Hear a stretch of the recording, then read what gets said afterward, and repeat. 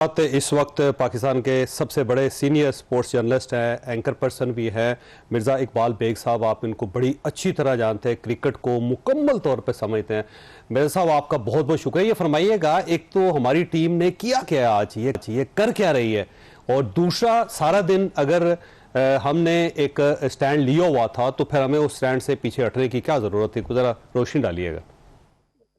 सबसे पहले तो आपके कॉम्प्लीमेंट्स का बहुत बहुत शुक्रिया जावेद चौधरी साहब। It's a pleasure for me to come into your show.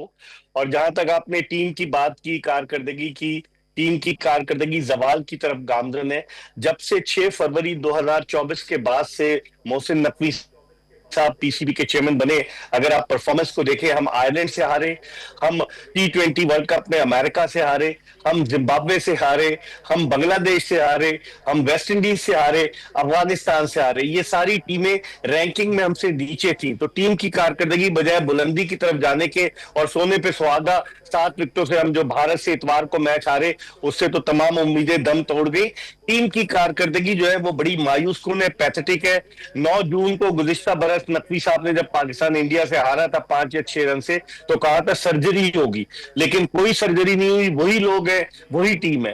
अब जहां तक आते हैं कि आज जो हुआ, ये 4 दिन से मामला चल रहा है। इतना तजस्सुस और इतना ज्यादा हाइट बनाई गई थी, और हमने कुर्बानी का बकरा किसको बनाया? वो एंडी पाइक्राफ्ट को, जिसका ताल्लुक जिम्बाब्वे से है, जो मैच रेफरी है। दरअसल हमें जाना चाहिए था, ठीक है उसने गलत किया, उसको पूछना चाहिए था, लेकिन चौधरी साहब हमें सूर्या कुमार यादव के पीछे जाना चाहिए था, जिसने आईसीसी के कोड ऑफ कंडक्ट की खिलाफ वर्जी की। उसने आईसीसी के एसीसी के प्लेटफॉर्म को सियासी मकासद के लिए इस्तेमाल किया, लेकिन हमने उस पर कुछ भी नहीं किया। अब आज हम खुशी के शादियाने तो बजा रहे हैं, लेकिन वही मैच रेफरी जिस पर हम इतराज कर रहे थे, आज वही जो है वो पाकिस्तान के मैच में रेफरिंग कर रहा है। जी, तो असल में हुआ क्या? अगर हमने ये स्टैंड लेना था तो फिर इसको वापस हमने क्यों कर लिया, और अगर हमने इस रेफरी को कबूल करना था तो हमें पे इस लेवल पे जाने की जरूरत क्या थी? मिस कैलकुलेशन है, गलती है, या फिर कुछ समझ नहीं आ रही मुझे क्या सवाल करूं आपसे। ये मुझे भी समझ में नहीं आ रही चौधरी साहब, ये इतनी बड़ी गलती है। या तो मुशीरों ने सही मशवरा नहीं दिया, और नकवी साहब ने फौरन एक्स पर आके ट्वीट कर दिया कि जनाब अली, इस मैच रेफरी को जब तक नहीं निकाला जाएगा एशिया कप से, हम एहतजाज कर रहे हैं। उसको कहां निकाला गया? वो तो उल्टा आपके मैच में आज आ गया।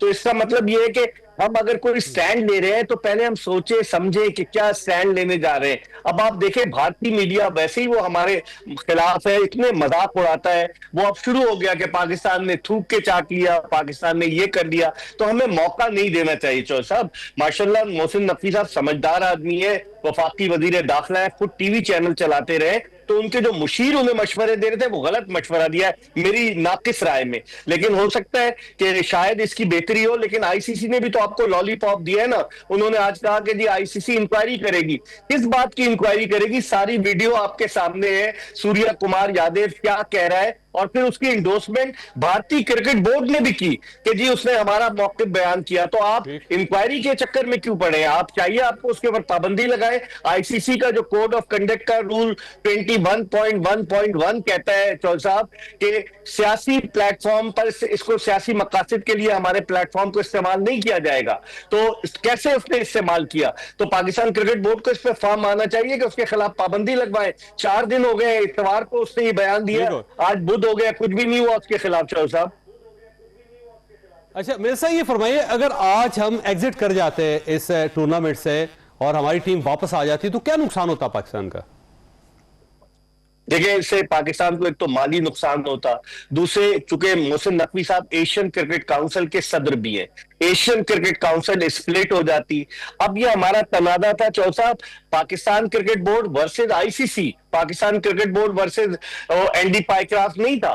तो फिर हमें माली नुकसान होता। एक तो जो पूरे प्रोजेक्ट से $1.67 मिलियन मिलते, वो मसला हो जाता। फिर एशिया कप पे जो टॉप की टीमें जो टेस्ट प्लेइंग नेशन हैं उनको 15% शेयर मिलता है। भारत ये चालाकी करता है कि उसे जो शेयर मिलता है वो छोटे ममालिक में तकसीम कर देता है ताकि वो उसकी तरफ मुतवज्जा हो। पाकिस्तान का वो नुकसान होता। फिर ब्रॉडकास्टर जिसने $1.7 मिलियन के राइट्स खरीदे हुए वो शोर मचाता, पैसे कटते, और फिर पाकिस्तान के आइसोलेट होने का खतरा था कि भाई अगर आप अपनी बात मनवा रहे हैं कि जी हम नहीं खेलेंगे तो मत खेलें, उससे क्या होगा कि दुनिया से कट जाता पाकिस्तान। वैसे ही हमारी टीम की कारकर्दगी, जो साहब आपने खुद शुरू में कहा कितनी मायूस कुन है, तो हम किस बात पर नाज उठाएं। और भारत को बड़ा जोम है अपने पैसे पर, क्योंकि मेजर स्पॉन्सर्स उनके और मेजर ब्रॉडकास्टर्स उनके, तो पाकिस्तान को बड़ा माली नुकसान न सिर्फ पाकिस्तान को होता बल्कि एशियाई ममालिक को भी होता। अच्छा, ये फरमाइए मिर्जा साहब, इस कप के बाद क्या आपको मोहसिन नकवी साहब बचते हुए नजर आ रहे हैं? क्योंकि उनकी कारकर्दगी इंतहाई पुअर है। दो इंपॉर्टेंट पोर्टफोलियो उनके पास है, एक तो क्रिकेट बोर्ड उनके पास है, दूसरा वो वजीर दाखिला भी हैं।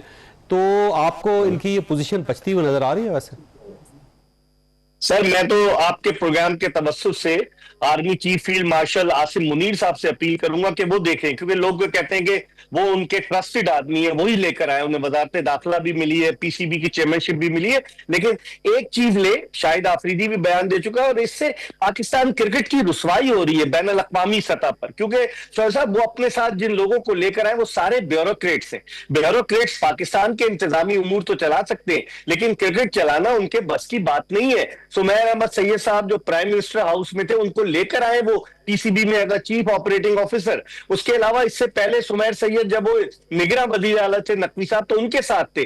सारे लोगों को जो उनके साथ थे वो तमाम के तमाम क्रिकेट बोर्ड में है। और जब मीटिंग होती है आईसीसी की, क्योंकि इनको कोई तजुर्बा नहीं है क्रिकेट चलाने का, जब आईसीसी की मीटिंग होती है तो सुमैर अहमद सैयद साहब जाते हैं। क्या बोलते होंगे ये तो कुछ नहीं पता, लेकिन आप सही कह रहे हैं, हालात इस नहज पर आ गए, कोई बोलता भी नहीं है कि भाई ठीक है चले, उनको क्रिकेट का नहीं पता। लेकिन जो उनके मुशीर है, कम से कम मुशीर तो अच्छे रखे। 50-50 लाख रुपए पे आपने मेंटोर रख लिए, उन्होंने कितने प्लेयर्स आपको दिए, अब वही मेंटोर टीवी पे बैठकर आपको क्रिटिसाइज कर रहे हैं, टीम को क्रिटिसाइज कर रहे हैं, तो ये उन्हें सोचना होगा। चौधरी साहब, आखिरी सवाल आपसे ये फरमाइएगा मिर्जा साहब कि ये जो टीम बनाई गई है ये किसके कहने पे बनाई गई है, और इस टीम की कुछ प्लस पॉइंट भी हैं इसके, कि या फिर वो सब कुछ है जो पूरी दुनिया देख रही है आज भी? ये टीम, चलो साहब, ये भी बड़े आपने एक मजाक का खेल सवाल मुझसे पूछ लिया। इस टीम का कोई वाली वारिस नहीं है।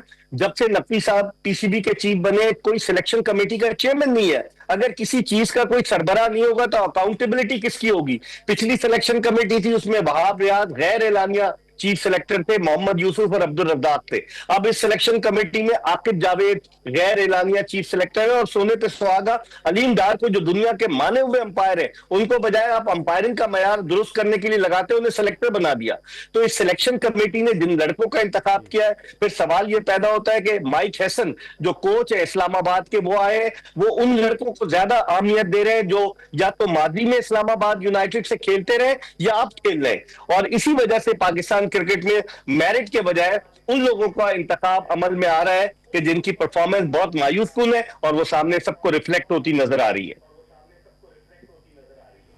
मेरे साहब, आपका बहुत बहुत शुक्रिया। खासा वक्त सुनी फैसला आपने खुद करना है। अल्लाह ताला आप और आपके अहले खाना को हर किस्म मुसीबत से महफूज रखे। अल्लाह हाफिज एंड पाकिस्तान जिंदाबाद।